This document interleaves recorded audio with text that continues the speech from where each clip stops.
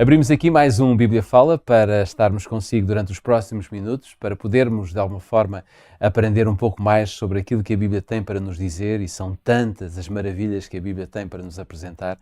Nós, neste trimestre, escolhemos o tema do Espírito Santo, a terceira pessoa de Deus, no fundo, uma parte considerável de Deus que tanto faz por nós no nosso dia-a-dia. Estamos a falar do Espírito da Verdade e nós não podemos ignorar esta grande verdade que a Bíblia nos dá, que é a presença do Espírito de Deus na nossa vida, trabalhando insistentemente para que nós alcancemos o amor eterno e a redenção que um dia Jesus vai proporcionar a cada um de nós para vivermos eternamente com Ele.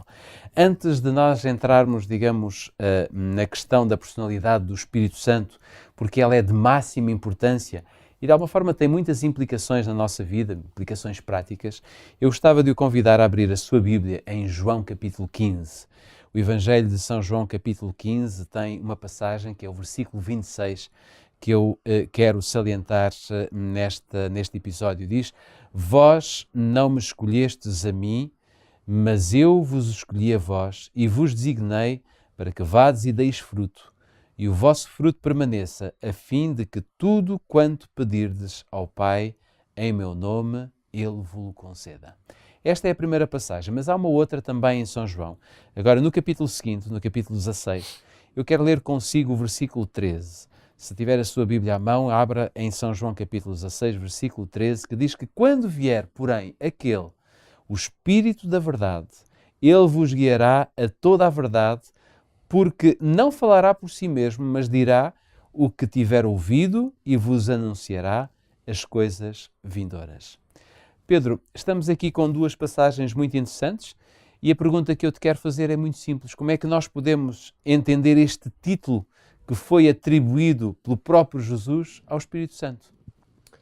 De facto, é um título que tem riqueza suficiente para passarmos algum tempo a refletir sobre ele. E o título é Espírito da Verdade. O Espírito não é? da Verdade. Aliás, podemos dar aqui esta pequena nota de que os títulos que na Bíblia encontramos para Deus, seja o Pai, o Filho ou o Espírito, todos eles são de riqueza muito significativa e não são títulos dados como nós, por exemplo, pais damos nomes aos nossos filhos, não é? Que hoje em dia, no passado, na história antiga, não Ainda era havia bem uma assim. certa atenção, digamos. Hoje nós damos nome porque gostamos, não é? Os nomes em si nem significam nada, não temos sequer, muitas vezes, noção de qual é o sentido do nome. Portanto, convencionamos aquela palavra e ela soa-nos bem, damos esse nome a um filho. Os nomes de Deus na Bíblia não são ditos porque ficam bonitos. Eles estão expressos e escritos porque eles são reveladores da própria caráter, identidade de Deus. Quando a Bíblia afirma, e Jesus, que o Espírito pode ser chamado Espírito da Verdade, há aqui uma riqueza, dizia então, muito importante. 3 ou 4 pensamentos para nos ajudar a perceber isto. Primeiro ponto, na Bíblia, o conceito de verdade, não temos de ter algum cuidado porque ele não pode ser confundido com os conceitos mais modernos, em que verdade, o que é verdade, é um conceito até algo abstrato, quase até do domínio filosófico, uma reflexão sobre a verdade. Biblicamente, especialmente no Novo Testamento, a verdade é essencialmente encarnacional, porque a verdade tomou corpo na pessoa de Jesus Cristo. Por isso ele próprio se afirma como o caminho, a verdade e a vida. E São João diz que ele era o verbo, ele era a palavra, não é? Portanto, o próprio Jesus. Ele é essa declaração de Deus, portanto o que ele diz é a verdade. Cristo é a verdade.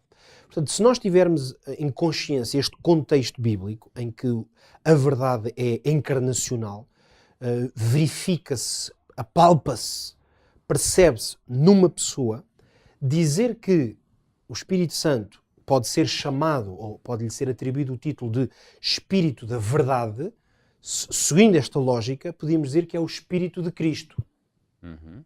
Esta aqui é a verdade. A expressão, aliás, também aparece. Jesus diz: enviarei o meu Espírito, não é? Então, o Espírito da Verdade é o Espírito de Cristo, porque Cristo é a verdade. Agora, a questão é então porquê? E a resposta que me parece mais coerente e, sobretudo, mais útil para nós em termos práticos é esta. Jesus afirmou coisas como: o Espírito Santo, ele vos fará lembrar de tudo o que eu vos tenho dito. Tu agora lias a palavra em que ele dizia: Ele vos guiará a toda a verdade.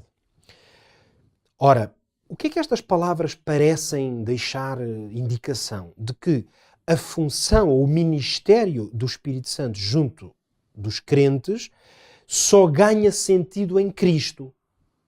Porque quando Jesus diz, Ele vos fará lembrar de tudo o que eu vos tenho dito, ou quando Ele diz, por exemplo, eu não vos deixarei órfãos, enviarei o Espírito, parece então que tudo o que nos é dito sobre o Espírito, ou o que o Espírito vai fazer, está em relação com Cristo. É como se estivesse a obra e a ação do Espírito Santo, em certa medida, está sujeita à obra de Jesus Cristo. Aliás, o próprio Jesus diz, porque não falará por si mesmo. Não é? Exatamente. Ele não falará por si mesmo. Portanto, ele vai em meu nome, vai dizer as coisas, vai expandir ou ampliar as coisas que eu já vos disse, é isso que ele está a dizer. Isto, assim à primeira vista, o que é que poderia parecer?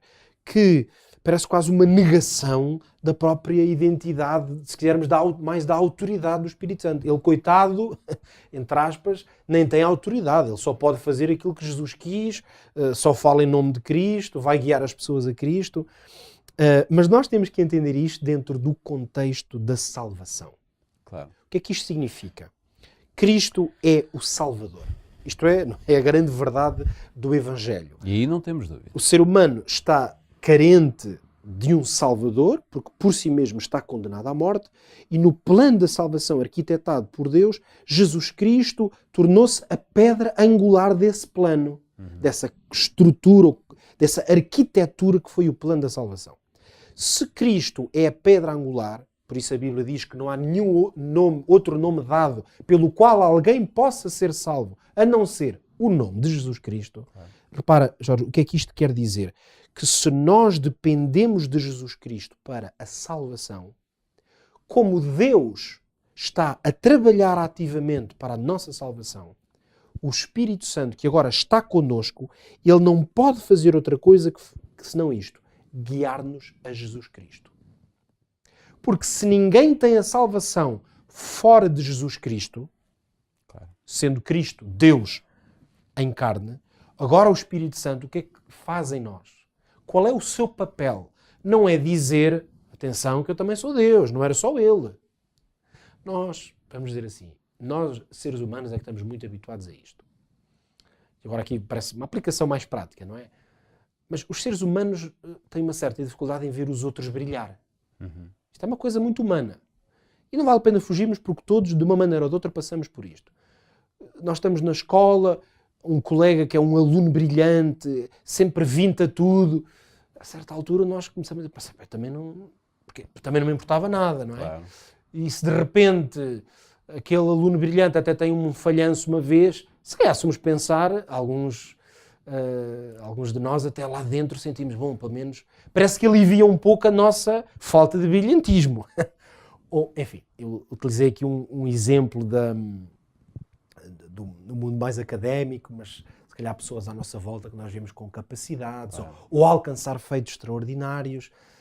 Em geral, a natureza humana tende a que o sucesso do outro parece rebaixar-me um pouco. Felizmente, quando nós falamos de Deus, este pensamento, esta lógica está completamente fora do contexto. Claro.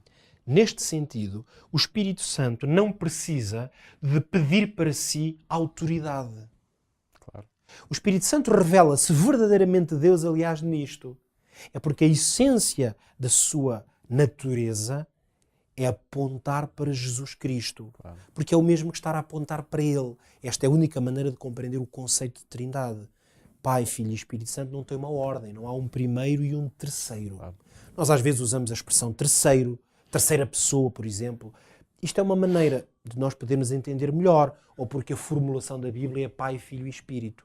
Mas a formulação podia ser Espírito, Filho e Pai. Claro. Ou seja, não há a relação de forças em Deus não está em tensão uma com a outra, não é no sentido de competir. Claro. Então, claro, qual é a conclusão?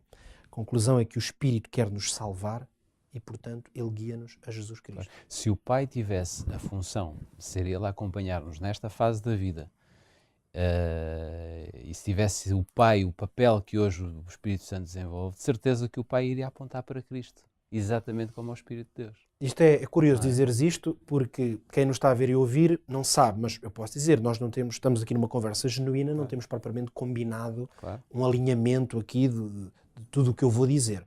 Mas eu tinha aqui já aberto a minha Bíblia num texto que é um momento muito interessante da vida de Cristo. Vamos terminar com isto, na Transfiguração. O Pai apareceu a Jesus Cristo e alguns discípulos estavam lá para testemunhar. Qual é a passagem, Pedro? Mateus capítulo 17, ok? E eu vou ler o versículo 5. E então o texto diz assim, Mateus 17, 5. Estando ele ainda a falar, uma nuvem luminosa os cobriu e da nuvem saiu uma voz que dizia: Este é o meu filho amado, em quem me comprazo, a ele ouvi. Ou ouçam-no. Isso. Então, este texto responde exatamente ao que tu estava a dizer há pouco. Mas não é uma suposição. Não, é mesmo literal. O Pai, porque diz o meu filho, em quem me comprasse, expressão que ele usou também no batismo, está a dizer assim: eis o meu filho na terra, a ele é que vocês têm que ouvir. Exatamente. Ora, parece que o Pai até se está a menosprezar a ele próprio. Claro. Porque o Pai podia dizer, porque estavam ali discípulos a testemunhar, o Pai podia dizer: atenção, eu sou o Pai, ouçam tudo o que eu tenho para vos dizer. Claro. Mas a única coisa que o Pai tem para dizer: olha, este é o meu filho, ouçam-no. Mas agora, eu já não vou abrir a Bíblia por uma questão de tempo, mas nós agora podemos ir aos Evangelhos e o que é que encontramos? Várias vezes Jesus dizer o quê? Eu não falo em meu nome, eu só digo o que o Pai mandou dizer. Parece que Jesus se aniquila em certa maneira a si mesmo para dar autoridade ao Pai. E agora vemos o próprio Jesus Cristo a falar do Espírito Santo e da sua ação para dizer exatamente o mesmo. A mesma coisa. E isto revela esta total capacidade, este altruísmo em Deus, que o Espírito Santo é a manifestação suprema. Ele não quer autoridade ou supremacia para si, porque ele quer que nós sejamos salvos por Cristo. É com estas palavras gratas a Deus, porque temos esta certeza, por meio do Espírito Santo nós podemos chegar a Cristo. Ele veio com esta finalidade de nos mostrar o Salvador da humanidade, e quando encontramos o Salvador da humanidade, encontramos Deus, o Pai, o Filho e o Espírito Santo. Por isso, se você encontrou Deus, viva com Deus este dia. Se porventura você anda à procura de Deus, então procure-o, porque Ele vai permitir que você chegue até Ele e vai de certeza absoluta indicar o Espírito Santo para o consolar. Amanhã voltamos neste mesmo horário, cá estaremos com mais um episódio do Bíblia Fala. Até amanhã, se Deus quiser.